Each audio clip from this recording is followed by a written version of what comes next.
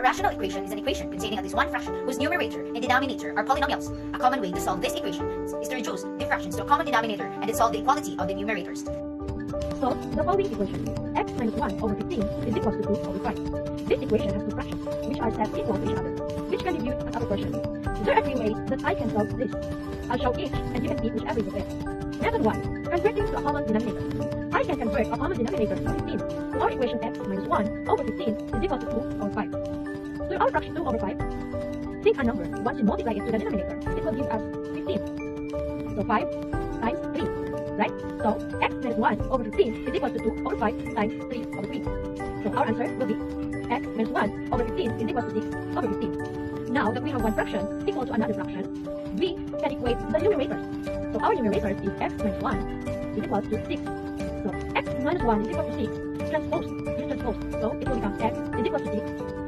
From negative 1, if you transpose it, it will become positive 1. So we have x is equal to 6 plus 1. 6 plus 1 is equal to 7. So x is equal to 7. For our method 2, multiplying 2 by the common denominator. So in our equation x minus 1 over 15 is equal to 2 over 5, our LCD will be 15. So we need to multiply each side to 15. So x minus 1 over 15 times 15 equals 2 over 5 times 15. And this will become x minus 1 is equal to 2 times 3. 2 times 3 is equal to 6. X minus 1 is equal to 6. Then transpose. X is equal to 6. From negative 1, since we transpose it, it will become positive. So 6 plus 1. X is equal to 6 plus 1 is equal to 7. So our x is 7. Same to our previous answer. Method number 3, cross multiplying. The term cross multiplying isn't technical, and some students absolutely hate it. But it's a term you hear, and it stands for a technique, which can be handy. Since this is an equation, I can multiply by whatever I like. In particular, to get rid of the denominators, I can multiply true by those denominators. In this case, I multiply the 15 from the left-hand side's denominator up against the 2 and the right-hand side's numerator. And I multiply the 5 from the right-hand side's denominator up against the x minus 1 and the left-hand side's numerator. In other words, I do this. 5 multiplied by x minus 1 is equal to 15 and multiplied by 2. So 5x minus 5 is equal to 30. Transpose the negative 5 and 5x is equal to 35. 5 divided by both sides and x is equal to 7. So by each of the methods, my answer is x is equal to 7.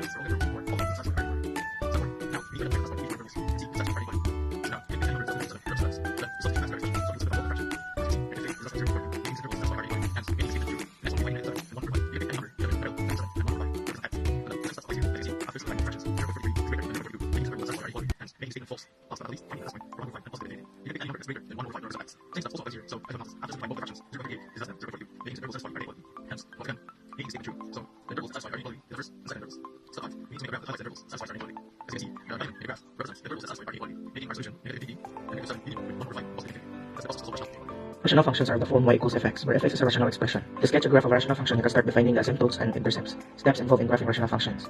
Find the asymptotes of the rational function if any. That is our horizontal asymptote.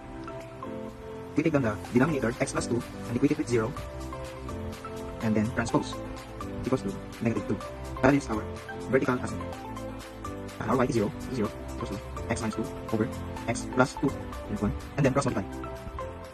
X minus 2 equals to 0. Transpose, it will become x is equals to 2. That is our x-intercept, 2, 0. So, still our given, x minus 2 over x plus 2, substitute 0, equals to 0 minus 2 over 0 plus 2, become negative 2 over 2 equals to negative 1. That is our y-intercept, negative 1. So, 0, negative 1. I already have here the solution, then we'll proceed to graph the points. Now let's proceed to graphing, and later on we'll find the domain and its range. Because the vertical asymptote and horizontal asymptotes, because two circles are divided by 1 million parameters. So our vertical asymptote is 2, horizontal asymptote is 1. Our domain is range 2. And in here, with the vertical asymptote,